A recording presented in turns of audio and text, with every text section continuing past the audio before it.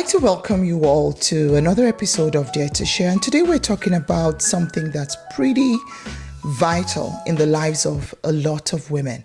This podcast shares stories and experiences of individuals that have gone through very traumatic experiences. Today we're going to be talking about trauma. Trauma is a very, very unsettling phenomenon. Trauma is something that affects every facet of our lives. My name is Dr. Itope Roberts, and today I have a guest with me. She's a trained therapist and psychologist, and she has a story to share. In her story, which she's going to take us through today, we learn about trauma, like what exactly it is, how it makes people feel, the impact of trauma. And we're going to really focus on how she navigated trauma. I'd like to welcome you to another episode of Dare to Share podcast, and I'd like to introduce my guest. Her name is Misi. Hi. Welcome. Thank you. All right.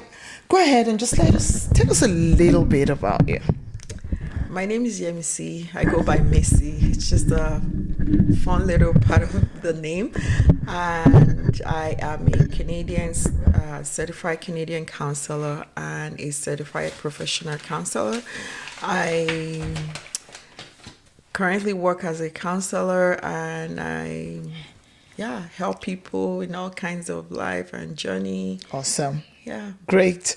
And of course, I've known Missy for quite a few months, maybe running up to a year now. And our first contact actually started from a little support group where I got to know you and where I got to learn a little bit of about your story. Yeah. And today I'm just going to ask you to share what you're comfortable sharing. Okay. Again, the main aim of this podcast is for women to share their unfiltered stories so that we can help other women out there that might be going through the same situation, or that may know someone that's going through the same situation. And we can use our personal experiences as a platform for encouragement and to promote healing. I'd like you to tell us a little bit about your childhood. I grew up in Nigeria, and I grew up in a single parent home. That was already trauma, and it was quite challenging. You know, there are a lot of clarity from my growing up experiences that I take into marriage and into my family life now that I see as patterns. But I grew up, almost like there were a lot of support from family member. I remember always just trying to be a good girl, that good girl that would go to church, that would do things right, even though there was a part of me that also wanted to rebel and do things differently. And when you're staying with an uncle and aunt, you have to abide by rules and regulation. So a lot of time I tried to abide by all that. So I would say growing up was pretty strict. My dad was in the military, was a police officer. And and my uncle that I stayed with for a long time was also a military officer. So there was no chance of messing up. And for a long time, I was reminded to be, my sister will always remind me, Roti on my tongue, remember the child of who you are. Yeah. There's no chances for messing up. So basically you were raised by family. Yeah. Yes. Your dad was available and then relatives like uncle. So there was not really a mother in the picture. Yeah. My mom died when I was 4. Wow. So sorry to hear that. That's okay. Wow. It's that's another huge story because there was a lot of grief there that was unprocessed. I don't think I processed that until I was going into my 40s and just realizing what the impact of that and that whole experience was. Of growing up without a mom, losing your mom at such a tender age of 4 and having to be raised by your dad, uncles and other relatives. And you felt you had to make those people happy. You had to please them. You had to be a good girl. Yeah. And why do you think you did that?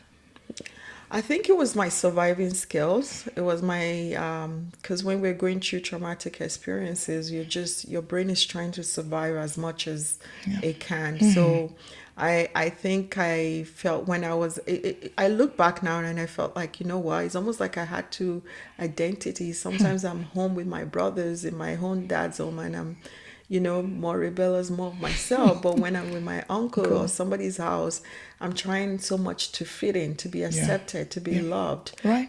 because there's that was my wound, right? That I was was your like, one. There was a vacuum that you were just trying to fill, yes, yes, and you probably wanted that, affection shared with you as well. So yes. I wanted to be accepted so bad. So if it means washing all the dishes, dishes, you would cleaning, do it. showing up and doing, I would do it because I Wow. just wanted to, yeah, be accepted. To be accepted, to Yeah. feel loved. And what we find is that we tend to carry these experiences throughout our lives Yeah. until maybe an event happens. Yeah. Now, you went through school, you went to university and everything. And how did your childhood experiences, how do you think that impacted you as an adult? That's a great question. I think that when I looked, I created Cherish Pathway. I should have said that in the introduction. Yeah. It's a counseling platform where I help people look at that. I think for me, when I was thinking of the name and thought of a pathway, it's looking at the history of your life and looking at what happened to you and where all the path that has led to where you are today. And I think going back to my childhood was where I began because I went to boarding school for like 6 years, and it was a military boarding school. There was a lot of bullying, there was a lot of abuse, there was a lot of, I learned to be independent really early, and that came into my relationship where the guys will even tell me, "Why are you so independent?" You're just fixing everything and doing all that. So I think that a lot of that came from that childhood experience of, being hypervigilant, like always watching about, always being careful, always being over independent, wanting to do everything and fix. Oh my God, I wanted to, if I could fix things, I would fix it. Like how that behavior of constantly striving so hard to fix something, even when it's hard, because you never give up your. Maybe now I look at it like it's resilience because it's needed in some ways. In some ways. And now I look back and I say, even when I've heard things like, "Oh, you do too much," "Oh, you're this," "Oh, you're too much," no, I sit down and be like, I'm enough. Yes, there can be a balance and boundary here and there. But a lot of that experience is, waking up 5 a.m. or 4 a.m. in a boarding school, going for jogging. Typical. Yep.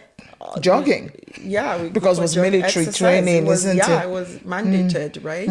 So doing all that really shaped my worldview, and I think I had to go back to that. And they don't treat, for a long time I put all those memories away because I was an avoider. I didn't want to think about it. And I think that's how I dealt with all the pains in my life for so Just long. put it away in a box and locked it up. Yeah, just lock it up. I don't want to deal with it right now. It's too painful because emotional pain is not like physical pain where you can see, right? So emotional pain is really deep, is really huge. And when you carry that, you're just looking for, your brain is just looking for a way to survive when you're not processing it, right? So, Right. So you had all these emotions that you just put away and you tried to survive. And as an adult, you said you were a fixer. You wanted to fix everything. How did this translate into your relationships with the opposite sex and even with same sex? Because now we know what your childhood was like. Now looking back, you knew there was a lot of trauma. Now looking back, you knew that these were things you never even thought about. You just put it behind you and said, let me go. So how did all of this translate when you started forming relationships? I think I just started, I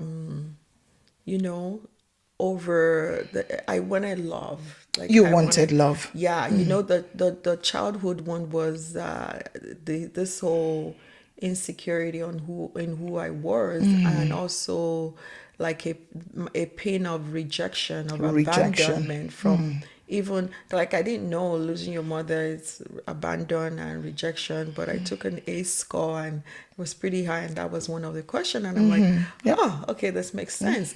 So I think I took that into relationship into I need to be, once this person was showing me affection, I wanted to make sure that I'm suitable to you. I wanted to show up for this person. Right. I did, when I say I'm a fixer, if the person is angry, I'm trying to make sure that Fix. things are working.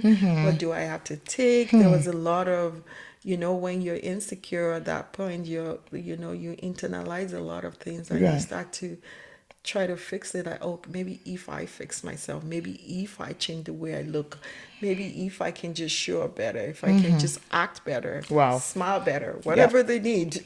So you took on all the responsibility to Yeah. make your relationships work. Yes. Whether it was with girls like you or with the opposite sex, you always felt, I can do more. I can fix this person. Because let's face it, this person is showing me some attention. Yeah. This person is trying to fill in that void I never had as a child. Yeah. And I wanted to be in their life as much as possible. I wanted to help. Yeah, you wanted Almost like- friends, you wanted people, you wanted acceptance yes, I wanted to again. help, and yeah. Right. And I'll call people, Oh, just wow. reaching out. You were doing all the work and you didn't I feel that you deserved that from people because it was something you had lost. It was something you never really had. Yeah. So it was like, oh, it's here. Let me take it. Let me take it. And it is also more, you feel like the more you do, the more you'll be accepted. Okay, that's another Right. keyword. The more you do, the more you'll be accepted. So Yeah. that was more or less imprinted in your head, in your heart, going forward. Yeah. And then you decided to go into a more serious relationship and start dating. Tell us about that. How you met your partner. Let's start with how you met your partner, if that's okay. Yeah, that's okay. I met my partner. I was mostly long distance relationship, right? And it's not like I didn't have a lot of, because I was in Suitors. Canada here, I had suitors that were here, and people were, but it was different. It was a charmer. It was, the voices were, the everything was click, click, click. He spoke to me the way I wanted to be spoken. He spoke to you the way you want. And sometimes I want to kind of re-echo some of the things you say.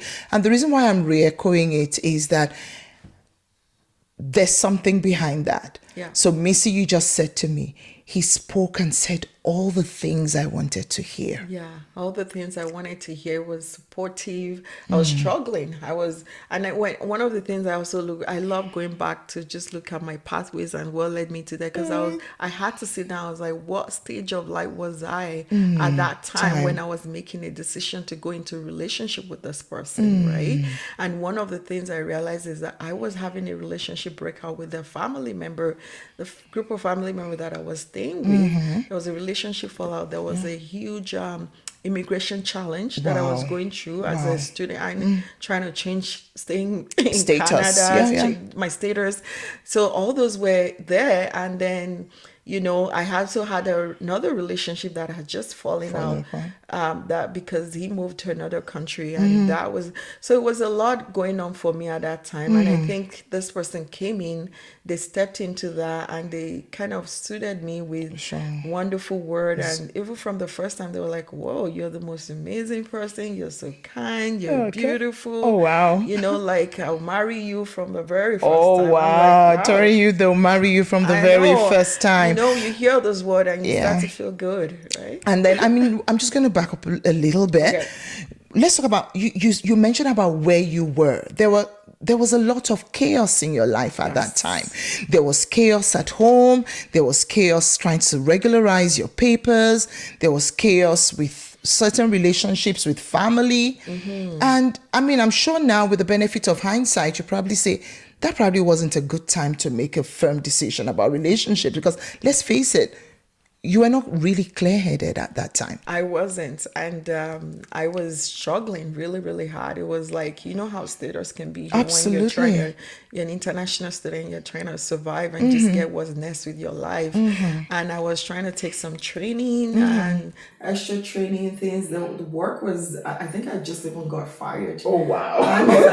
Relationship breakdown, got fired, settling your papers, all of that. I just got fired from a job, a sales job, because I wasn't performing enough. Can you imagine? So it was a really tough time. And I think that I look back now and I say, that was probably not the right time to, maybe I should have given myself time to gravitate to know and this person. settle, into that. But this person came, I had a lot of time on hand, and they gave me a lot of time. I wasn't They working. gave you a lot of time. A lot of time. A lot of time. They were all over you. Even though there was huge time difference between us, They'll stay up. they stayed up, called me, text me, messages. Oh my gosh, that sounds so familiar. Oh my goodness. Even thinking about it is like, ooh. So you were getting the goosebumps. Don't forget, you were coming from a place where there was a big vacuum. You haven't lost your mom, grown up with different people, working so hard to be accepted. For the first time, someone has stepped in to show you all like a mega dose of affection, a mega dose of love, a mega dose of availability that gave you goosebumps. And I'm sure you probably said, could this be true? This is so good. Is this what love looks like? Because a lot of women actually feel that way when they're going through a stage called love bombing. All right. Yeah. So, I mean, with hindsight, would you agree that was just love bombing? 100%. I told my best friend, my childhood best friend, I'm like, she was trying to reconnect me with my ex, and I'm like, no, but this person is so nice. They even sent me money all the way from Africa. Wow. And she's like, how much? I'm like, I think it turned out to be $100. She's like, I'll give you $100. Just get connected with this other person. What's $100? But that was enough to suck you in. Yeah, it wasn't the amount of the money. It was the thought behind it. Thought behind it. The handwritten notes mailed to me all the way. How romantic. There was a lot of things that was just like, and then we talked about family and differences. And there was, there's also something that I realize now, sometimes we can also trauma bond with people. Of course. Based on where they've been to. So there was, there's some similarities. I'm like, okay, your sister is, my goodness, this is cute. This is that. And it felt so family good. Like this. Your family goes to the, I felt good. It felt like I was relating to someone. Wow. And it felt like they accepted me for who I was and who I am. And there was no doubt in my head that was love. Wow, that was not love. That was just love. There was no doubt. No, you were at that too sure time. at that time. At that time. Right. So I'm sure the relationship progressed quite rapidly because that's what tends to happen. What were the next steps? So now we know the initial stage of, oh my God, you're the best person. Yeah. This is a perfect person for me. Yeah. How soon after that did you take your first steps? Because this was long distance. I remember you went to look for him. Yeah. So I went over to finally meet her for the first time. There were a lot of things now that I look back, like I should have seen it as a red flag. But so there were red flags from your first meeting? Yeah, but I just ignored it because it was as if I was committed. It was more of a commitment than because even I remember feeling like I don't feel the physical as I thought I would. The excitement when we officially started, but there was, the brain is powerful. I thought it is. So, but there was already this connection and this. There was a mental connection that kind of didn't click when you met him face to face. But the mental connection and the brain, what the brain had now accepted as your potential husband, the nicest person ever, that really understood you, that kind of overshadowed everything else. Am I right to say that? And you said there were some red flags. Can you just share one example with us? Just one. We don't need to mention anybody's names. Yeah. Just one behavior or something that you saw. I think one was just the constant push and constant request to be intimate. And even when I said I wasn't ready. Right. And there was another one where... So no respect for your boundaries. No respect for my boundary at that time. It was shown out of, I just really love you, I want to do this. And I'm like, I'm not ready. I'm just meeting you for the first time. I've come all the way. And, even though I know you, don't know you. And that was a huge battle here and there. Absolutely. The other one is while we were dating, there was a talk to come to Canada. He was stressed because he couldn't make it into Canada or something like that. He wanted to come to Canada. And then you were already in Canada. Yeah. And then he had told me that, went clubbing, met this lady, blah, blah, blah happened. And I thought, it's because you... Then he said it was because I was so stressed. All this happened, I'm so sad. But because... So, was there another woman? Did he cheat on you? Was it just that's what it was. It sounded like there was something somebody else cheating. Even while you were dating. we were dating, but we had never met then. I get it. So yeah. So for me, I think I just processed it as, oh, are you saying you're giving up or what's going on? But it's like, no, I'm not giving up on us. I don't know. That's why I'm telling you, so that I would not do it again. You know, I'm not doing it again, and Sure. you know, so they were not going into this with lies. Wow. And for me, that felt like, wow, I respect you for even sharing. I mean, you're so Sharing. far away Oh, yeah. for you to tell me that you cheated on me, even though you know. It's you are like, faithful you're to our faithful, relationship. And then he's now saying, no, he's telling you to prove that he actually loves you. Yes. You know, because if he didn't, he would have hidden it from you. He would have hidden it from me. Wow. And it was based on all the stress of the status and everything. Of course. So that was a red flag that I see now, that I just thought, oh, you know what, it's so cute. It's so cute. Oh, He loves me. another one, I want to share another one. It's also when a man tells you, I tell women now, when a man tells you, I don't cook, I don't clean. And then I thought it was cute that he lived in a place where the house take care of everything. Right? What did you find? So what I found out that there was no help, there was no support. I was alone, right? Wow. When we eventually started living together. And honestly, I had to sit down like, yeah, he did tell me that he doesn't cook, he doesn't clean, but I you just cooking in university. I wasn't, even where I stay right now, I don't cook. They cook for me. Cooking is not something. So I had that expectation that would change. In your head. In my head. It was an expectation that I said, okay, fine, you didn't do that, but now you know you have to there's help need me. for it. There's Right. need to partner and do a lot of things. So the red flags were clear right from there. The love bombing, what we now know as love bombing, because a lot of women get into relationships and they don't see it. I mean, I was talking to a friend recently, and it's a guy, and he said, if a guy has so much time to be calling you almost 24/7, that means he really doesn't have anything else that's serious that he's doing. Because if he had a job, if he had really had commitment, there's no way he's going to spend so much time with you. So ladies, when that time is too much, always ask, what's he doing outside of this time? His whole world can't revolve around you alone. Sometimes that's just what you need to see to let you know that this is probably too good to be true. Yeah. And it's okay when you're dating, you spend more time with each other. You cultivate that time out of your busy time. Of but course. when it becomes too much, Too like much. you said, And you know that it's too much, then yes, you need to question it. I mean, some people are, romantic, hopeless romantics, they call themselves, but we need to be smart enough as women to know when, this being hopelessly romantic is just not real. And we know, I think that's the most painful thing for women. We know, we suspect these things, but like you said, our brains are so powerful. And it's fulfilling a need. And it's fulfilling a need that you have. Yeah. Wow. Which I'm sure we're going to really go more into this, but let's just kind of continue to follow the story. Yeah. So you saw a few of those red flags, but the brain said, you know what, he still loves me. I mean, it's okay. So you carried on and you brought him to Canada.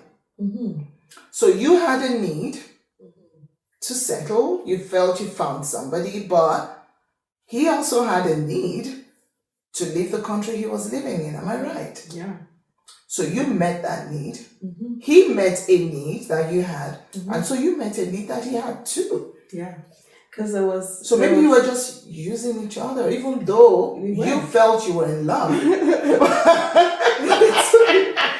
That's what it was, because I have so many example details I can go into, but I won't. But sure. I mean, just even the whole moving here, there was a talk around where even when I was like, if my papers don't work out, I'm moving back home, or can I come to wherever you are in Africa? And he's like, oh no, your paper will work, don't worry, we'll support you. Oh, sure. And all that. And he just and then there was also a confession that the country he was, he had tried to create a document there to make a stay for himself. So that's illegally. Forgery, illegal stuff? Illegally. And so And you're then, a child of God. and then I just, again, this is one of the things And I the red ignored flag. because I just thought, you know what? He just wants to be, Canada is like his dream place. He said it's a nice place to raise families, one of the best places in the world. So I was like, okay, you know what? Yeah. So we came to Canada, did everything needed to be done, came to Canada, and yeah, I got the shockers of my life. Tell us a little bit about the shockers. So you brought this Prince Charming, hopeless romantic, the perfect fit you thought for yourself, who met a need that you had. You also felt fine. I'll meet a need that he has too. Yeah. You ignored all the red flags, and then you brought him here, and you got married, and you said the horrors began. Yeah. Let's dig into those horrors. And again, I know this can be triggering. Yeah. And if there's anything you don't feel like sharing, please don't feel obliged. Yeah. I think he started immediately, because there was a lot of the behaviors I saw were irritation, easily angered, easily irritated with things, a little argument here and there. Like I said, I'm a fixer, I'm a doer. I'm like, I'm taking you there, I'm doing this, we're doing this, you don't need this, you need this, you need this. And I probably overwhelmed me. It's like, whoa, step back, lady, I got this. It's not the first time. That was our first thing. You're acting like you brought me from a bush, like you know everything. And I am capable of doing all those things. But I was really just trying to help, trying to fix. I genuinely was trying to help, to try and say, okay, and there was, just little argument here and there. And then it became a push here and then. A push. So it started with the irritability. Yeah. Then the blaming, like you don't know everything, I can do it. What's your problem? Yeah. And then it became more aggression. Yeah. So then it started to get a little physical by just a push. Yeah. All right. So those pushes, and I in my stubbornness or in my personality, I must have said to him, because that, hey, this is Canada, if you hit a woman, because it looked like he was going to hit you at one time, and I said that if you hit me, I'm gonna make a trade back. And so the first time I got a slap on my face. Ooh, you were slapped. Yeah. Like really slapped. Like I slapped across the face on the car. It said, you know what, you call the police, you've threatened me that they don't hit women here, let them come tell me how this is my fault and how you're not at fault for this. And I just sat there. You got a slap across the face by your husband at the time, and he dared you to call the police? He dared me to call the police. And then he said it was your fault. Yeah, he dared me to call the police. What actually happened? Were you abusive to him? Did you slap him first? It was just asking.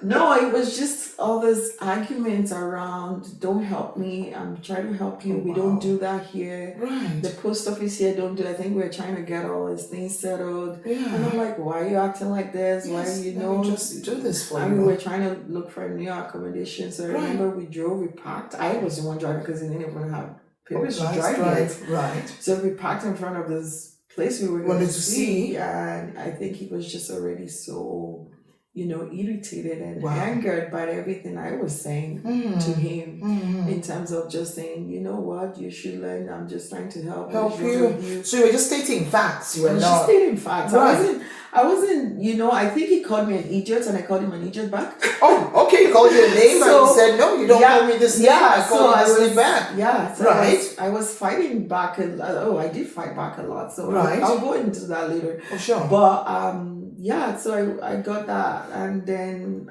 of course, I didn't call the police because I was shocked.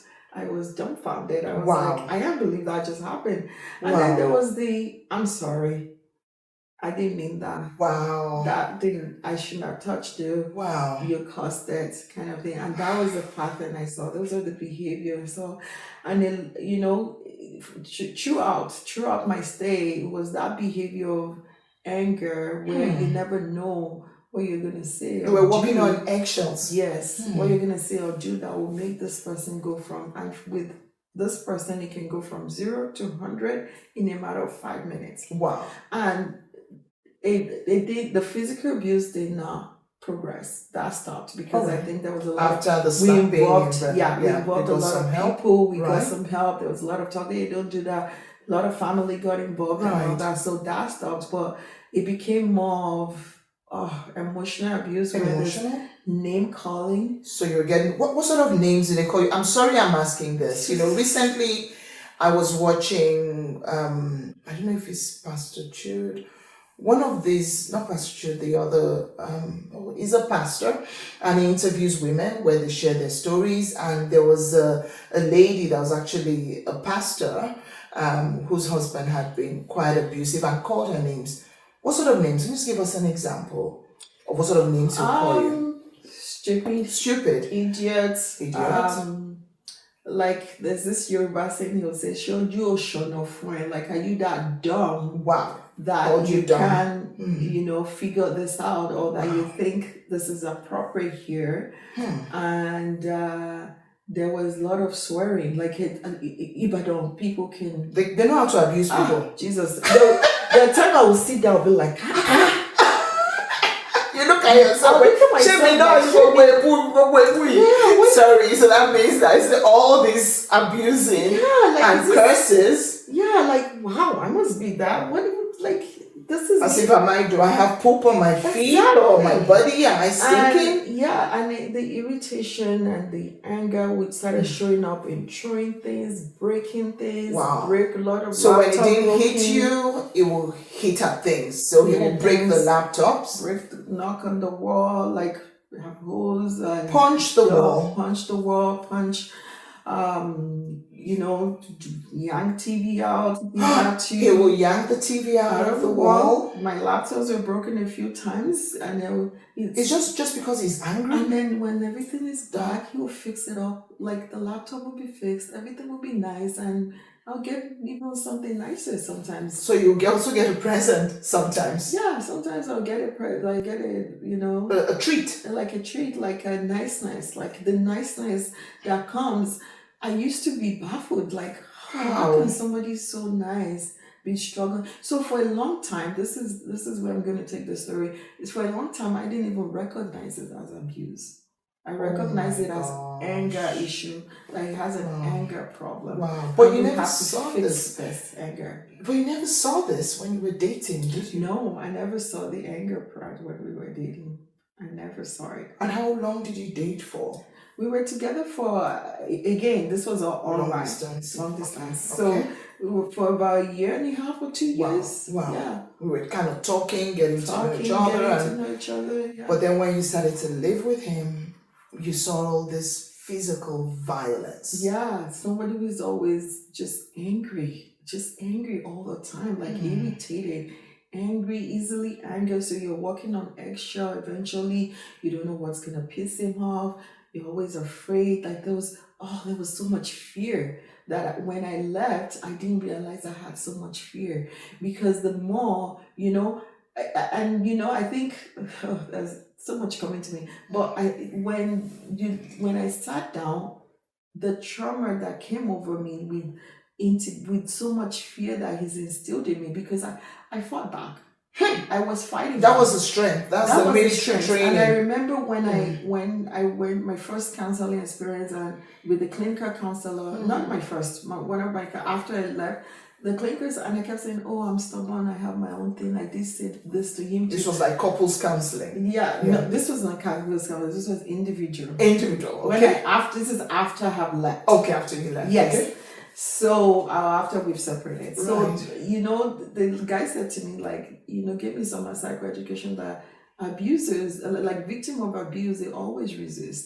Most of them don't just sit there. You fight back. It's just that person goes higher to fight back, and that was this is the behavior I saw. Like the more I push back, the more they feel like they have to dominate. It's almost like if you tell a bully to stop, and they say, "What did you say to me?" And then they go higher.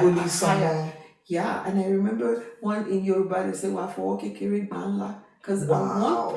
I want, meaning that That means if you do something little, you're going to get much more. You're going to get multiples of what you've just done to me. Yes. Wow. And then he would tell me when people, because at times we sit down and I would say, why are you doing this? And they would say, oh, you know what? If I feel heat in the tummy, I gotta heat lower below the belt. Wow. I gotta heat lower. I feel like I. So it was like both of you were in a boxing ring. I'm sorry. It was like you touch me, I give you more. Yeah. At first, it felt like that because when you tell people, which we'll go into later, they start saying, "Oh, what did you do? You know what? It's You your know, fault. man can slap him back. You should do this too. You should do that too.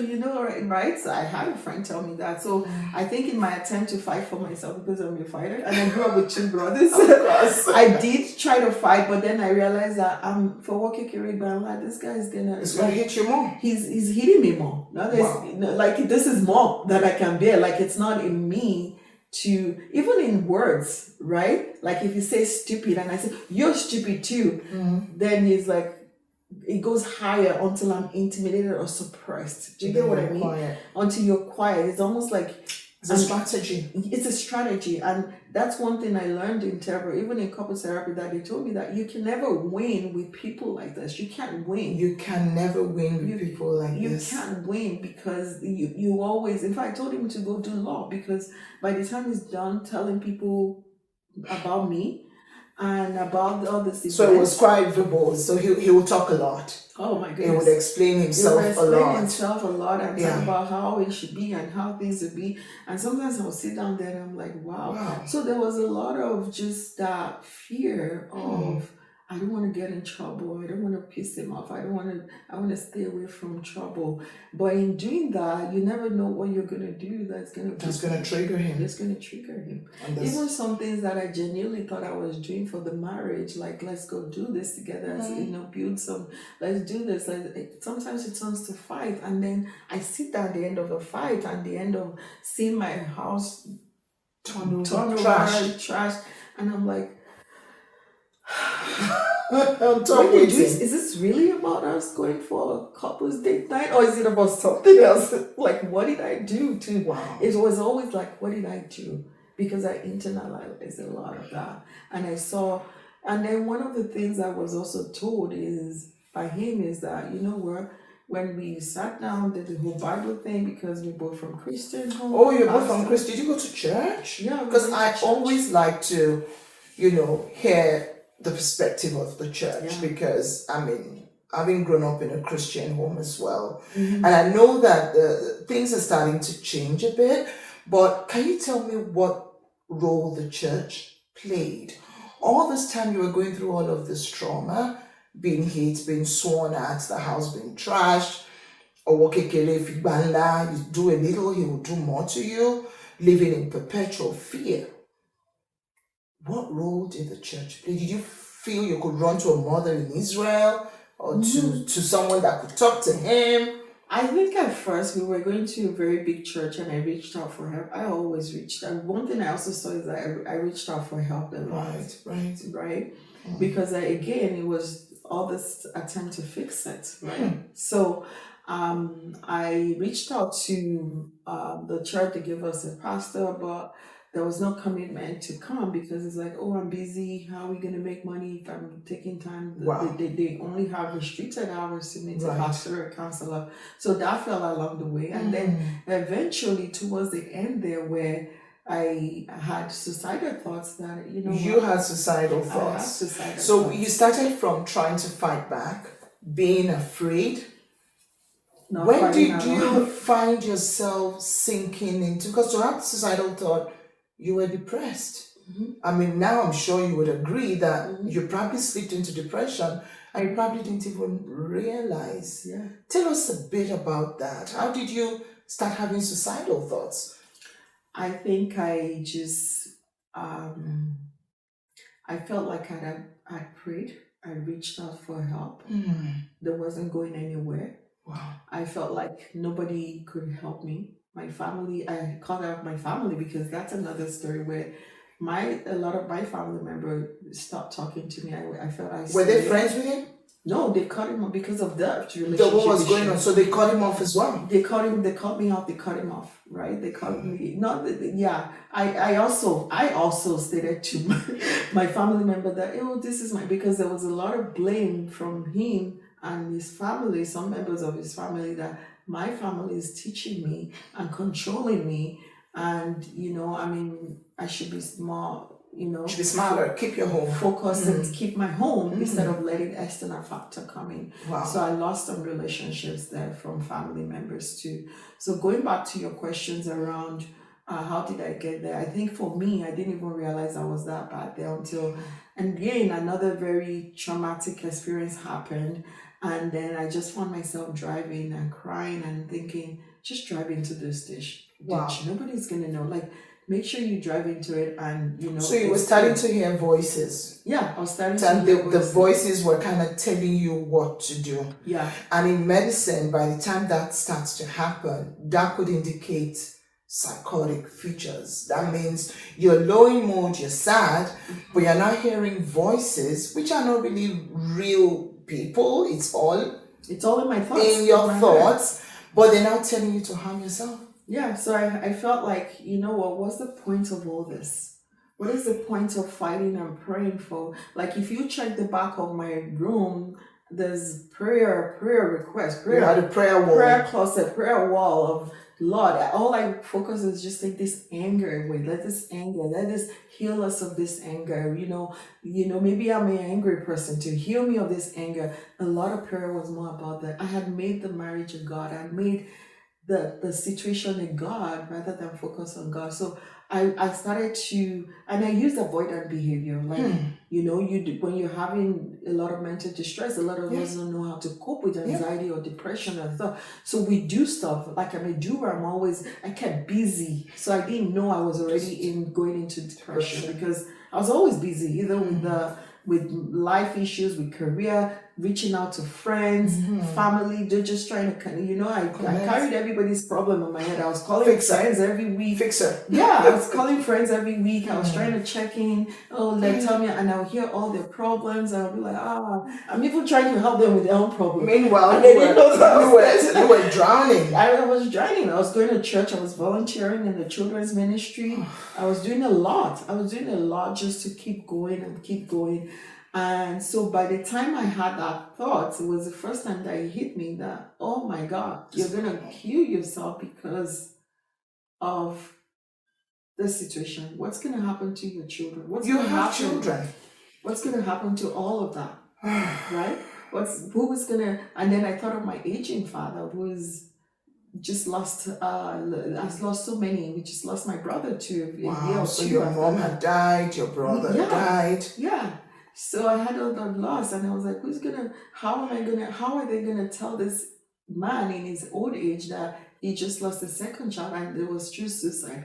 And I just parked the car and wept like my life was over. Like I've never wept like that before. Wow. And I think that was the first time I started to realize how much pain and how much sorrow that was inside of me that has led to the depression. Even in that, Dr. T, I was still fighting for the marriage. I reached out to another pastor community, to say, okay, we're going to be involved in this. And I said, in my head, I'm like, this is his last show. We're going to try this couples counseling with this thing. And he agreed because he always agrees, but we just don't follow through to the end a lot of time. So he agreed. And so even at the point of suicide, you were still fighting for a marriage that hitherto had been terrible, like you said, from day one. From day one. But you held on.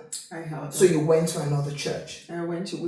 He changed us to another church, and then we went to the pastors there, and they gave us mentors for a year. Okay. And towards one or two or three sessions, they were like, this is not going anywhere. In fact, was this a Nigerian church or? No, the pastor of the church even said, you know what, based on what you're describing and saying to me, I recommend separation. Wow. So a pastor actually recommended separation, but it wasn't a Nigerian pastor. It wasn't a Nigerian pastor. The pastor's wife was the one that did to say, I seriously recommend that you guys separate it and work on yourselves first before we can do it. Which is the truth. Which is the truth. Together. Yeah, and in all that, even when I mentioned that the suicidal thoughts in counseling, he said that you're just saying that to get attention. You're seeking attention. Like You're a drama queen. You're a drama queen. Wow. Just like so that for me, head on is lack of empathy. Yeah. Which is what I'm not using any diagnostic codes here, but we can see some characteristics. We can see the love bombing, we can see the gaslighting, and now we can see the sheer lack of empathy. A woman that has gone through so much pain saying, you described your thoughts or voices telling you to drive yourself into the ditch to commit suicide. It was a counselor that told him. He's like, minimize that. She's like that. She's a drama queen. She likes to and somebody to minimize that and call it attention seeking and it's just sheer lack of empathy. It's lack of empathy. And I remember having, after I started healing, a lot of my dreams and nightmares were around someone just hurting me and laughing. Wow. And it was, to me, so when you say lack of empathy, it's almost like you're like, please, can't you see? Just have mercy. Just a little bit of mercy on me. This was all in my nightmare. And wow. That's how my brain was starting to process. My body was trying to process everything that I've gone through, that I suppressed, that I've shown. Because I was showing up everywhere. I was showing up as, Missy the nice girl. The nice girl. You're still showing up as Missy the fixer, Missy the nice girl. Yeah. Meanwhile, you were going through a lot. I was going through a lot. We're going to take a quick break. Yes. And after the break, we're going to carry on. We're going to talk about the wake-up moment. Because in life, a lot of women, if the situation doesn't take them out, they get to a point where they say, I've got to choose myself. I've got to put on my oxygen mask first before I start to help other people. We'll see you in a bit. Thank you so much, Missy. Thank you.